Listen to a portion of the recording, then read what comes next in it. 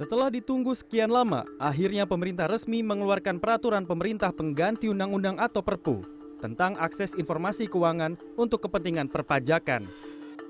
Dengan adanya aturan yang ditetapkan oleh Presiden Joko Widodo pada 8 Mei lalu ini, aparat Direktorat Jenderal Pajak memiliki keleluasaan dalam mengakses data finansial perbankan.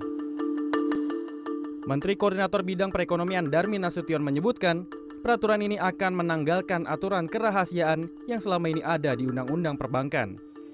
Penerbitan aturan ini tak lepas dari komitmen Indonesia dalam memenuhi standar kebijakan internasional terkait pertukaran informasi keuangan yang diprakarsai oleh negara-negara yang tergabung dalam Organisasi Kerjasama Ekonomi dan Pembangunan atau OECD. Rencananya, pertukaran informasi keuangan antar negara ini akan berlaku pada 2018. Di saat bersamaan, dengan adanya peraturan ini, pemerintah memiliki modal cukup untuk mengejar wajib pajak yang selama ini sulit dijangkau dan meningkatkan rasio perpajakan Indonesia. Pasalnya, Perpu ini memberi akses otoritas pajak untuk meminta informasi dan bukti tambahan dari lembaga keuangan.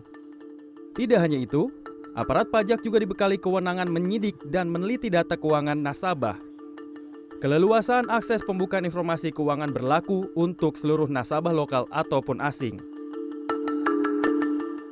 Kendati demikian, Wakil Menteri Keuangan Mardiasmo mengingatkan perlu adanya koordinasi dengan pihak otoritas jasa keuangan dalam penerapan aturan tersebut. Dengan adanya Perpu ini, pihak otoritas perpajakan perlu memastikan bahwa data keuangan nasabah yang dibuka tidak melanggar koridor yang telah ditetapkan.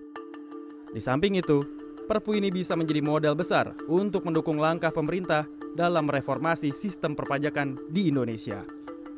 Gus Indra, CNN Indonesia. Pemerintah terus menggenjot pendapatan negara dari sektor pajak. Tidak berhenti melalui program tax amnesty, pemerintah masih terus menambah basis data sektor potensial untuk menarik pajak. Yang terbaru tentu saja penerbitan Perpu nomor 1 tahun 2017 tentang akses keuangan untuk kepentingan perpajakan. Akankah kebijakan ini mampu meningkatkan penerimaan pajak tanpa mengurangi gairah di dunia usaha? Kami akan membahasnya di segmen The Analyst.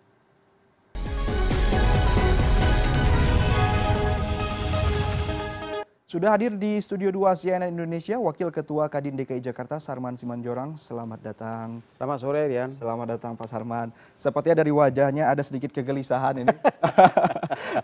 Jadi kan kalau kita berbicara mengenai ngeri sedap kan? Ngeri sedap ya. Jadi kalau kita berbicara mengenai setiap kebijakan pasti ada positif dan negatif ya. Dan kalau kita berbicara mengenai Perpu nomor 1 tahun 2017, seperti apa kalangan pengusaha ini menanggapinya? Ya, memang kita cukup kaget ya. Kagetnya itu adalah karena kan biasanya ya kalau ada undang-undang atau katakanlah kebijakan pemerintah yang berkaitan dengan ekonomi, biasanya kan pasti ada semacam diskusi, mengajak pengusaha, ya meminta masukan dan saran ya kan. Tapi ini kan langsung tiba-tiba nih keluar Perpu nomor 1 2017 tentang akses informasi keuangan untuk kepentingan perpajakan.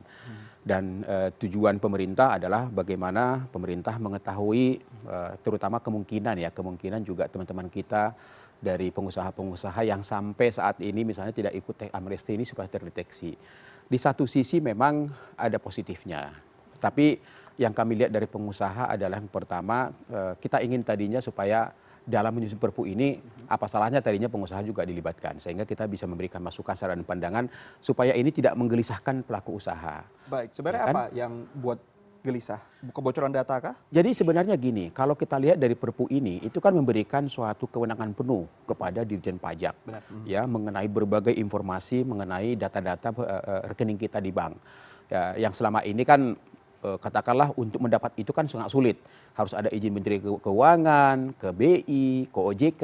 Nah sekarang ini langsung akses langsung akses langsung. Nah sekarang yang menjadi pertanyaan cuma satu. Apakah betul-betul nanti dalam prakteknya data yang didapat oleh Dirjen Pajak ini khusus atau katakanlah bisa dijamin bahwa itu hanya diperuntukkan untuk kepentingan pajak. Nah ini tentu harus ada jaminan kepada pelaku usaha.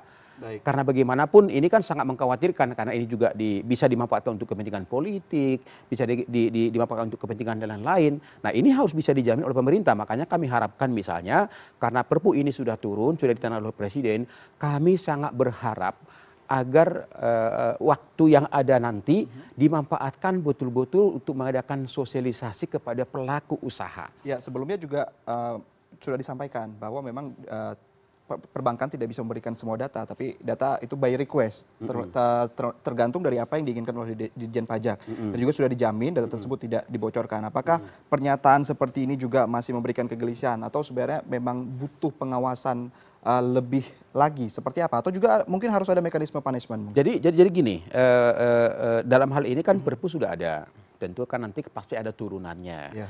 Apakah itu peraturan pemerintahnya atau mungkin adalah peraturan Menteri Keuangan misalnya. Itu harus ada yang secara teknis. Nah, di sini yang kami lihat adalah bahwa memang harus ada semacam jaminan supaya pengusaha juga tenang.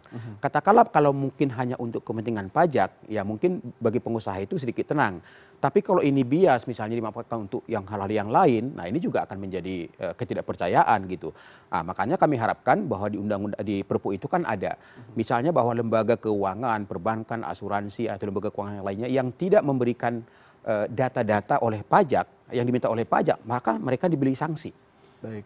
Secara hukum gitu. Tapi kami juga menuntut juga gitu loh. Apabila nantinya ada katakanlah oknum-oknum pajak yang sengaja menyebarluaskan data yang dia dapat, ini juga harus diberikan sanksi juga dong. Baik, berarti saling supaya saling menjaga dan bagi kita ada ketenangan bagi pengusaha gitu loh. Kalau enggak nanti bisa menyebar kemana-mana loh. Baik. Ya kan nanti Rian ini uangnya dari mana? Baik. Oh ini banyak sekali misalnya. Tapi kan kalau kita berbicara mengenai tujuan diberlakukan ini ialah bagaimana supaya Indonesia juga mampu mengakses dari data sendiri. Pemerintah mengklaim ada sekitar belasan ribu triliun di luar negeri. Lantas dana tersebut masih mengendap dan tidak bisa juga diakses untuk menambah basis perpajakan Indonesia. Bukankah itu memang hal yang seharusnya juga didorong terlebih dahulu? Mungkin dalam 3 bulan ini kita lihat dulu seperti apa perjalanannya, atau memang sebenarnya yang dikhawatirkan itu bukan cuma kebocoran data, tapi juga mungkin investasi dalam negeri yang mungkin. Nah, waktu Pak Presiden waktu sosialisasi tax amnesty dulu kan kita masih ingat ya, artinya beliau katakan bahwa bagi pengusaha-pengusaha yang tidak ikut tax amnesty, tentu nanti mungkin salah satu caranya masuk adalah Perpu ini. Baik. Jadi artinya bahwa nanti pengusaha-pengusaha yang kemarin tidak ikut tax amnesty, tentu nanti dengan adanya Perpu ini akan tergampang terdeteksi. Ya, tapi bagi kami juga pengusaha-pengusaha yang sudah ikut tax amnesty juga kadang khawatir juga karena ini kan akan nanti berlaku untuk semuanya gitu loh. Nah, ini juga harus dikasih jaminan juga. Nah, itu. Yang kedua adalah memang Pak Presiden kan sudah menyatakan bahwa ini adalah komitmen dari Indonesia untuk membuka juga komitmen bersama dengan negara-negara mitra kita untuk membuka katakanlah informasi keuangan secara otomatis. Artinya bahwa memang dana-dana orang Indonesia yang ada di luar negeri juga kan dengan adanya kerjasama ini juga gampang terdeteksi. Baik. Ya tentu juga ini adalah merupakan salah satu potensi pemerintah untuk mengembalikan ke tanah air, katakanlah juga untuk menambah APBN kita. Itu sah-sah saja menurut hemat saya. Tapi menurut kalau bisa sih harapan kami dalam sosialisasi ke depan ini, kalau bisa memang diutamakan dulu yang berpotensi di luar negeri gitu loh. Potensi luar negeri dan belum ikut tax amnesty. Dan belum ikut tax amnesty gitu loh. Sambil katakanlah pemerintah menyusun misalnya kebijakan turunannya, PP-nya, dan kami juga pengusaha kalau memang diminta kami akan memberikan suatu masukan-masukan sehingga ada semacam katakanlah ketenangan bagi pengusaha. Karena turunannya ini kan cukup banyak. Katakanlah mungkin tadi saya sempat berbicara dengan teman-teman di asuransi misalnya. Asuransi itu dia katakan bahwa nasabah mereka itu ada 2 di sana. Ada untuk investasi, ada untuk proteksi. Kalau diminta yang mana data-datanya nih? Nah, ini kan perlu aturan-aturan turunannya yang lebih teknis lagi. Ya, betul. Yang lebih teknis. Betul. Misalnya ke pasar modalnya bagaimana. Nah, kalau kita berbicara mengenai aturan teknis, selama ini juga ada penelitian dari McKinsey misalnya menyebutkan ada beda versi memang Pak. Kalau pemerintah menyebutkan ada sekitar 11.000 triliun, McKinsey menyebutkan ada sekitar 3.200 triliun. Dan salah satu penyebab kenapa dana tersebut di luar negeri, karena memang pajak lebih rendah di sana dan juga lebih mudah untuk berinvestasi. Sebenarnya apakah itu memang menjadi kegelisahan utama mungkin dalam hal ini ialah dana-dana tersebut masih mengendap di luar dan tidak kembali karena memang instrumen investasi dalam negeri mungkin yang cukup. Ya, saya rasa gini ya, kalau memang ada instrumen seperti itu, saya rasa itu harus dilakukan oleh pemerintah. Artinya misalnya bagaimana supaya kita mampu menciptakan iklim investasi yang lebih baik.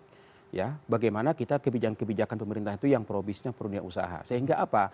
Harapan kita dengan adanya Perpu ini misalnya ada kesadaran yang tinggi daripada saudara-saudara kita atau katakanlah teman pengusaha kita yang tadinya memang dananya di luar negeri, dia dengan kesadaran sendiri ya mungkin tambah sebelum dilakukan Perpu ini bisa masuk, tapi dengan jaminan bahwa mereka memiliki satu iklim investasi Indonesia, iklim investasi yang baik di Indonesia gitu loh. Ini yang harus kita minta kepada pemerintah kalau memang bahwa itu merupakan salah satu yang mereka khawatirkan.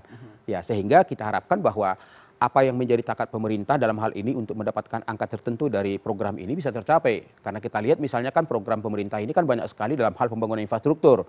Tapi kan kadang kita bertanya kan dananya ini kan kalau tidak ready juga kan itu juga akan bisa mengganggu daripada cash flow pemerintah gitu. Benar, salah satu targetnya juga ialah meningkatkan likuiditas dalam negeri, Pak.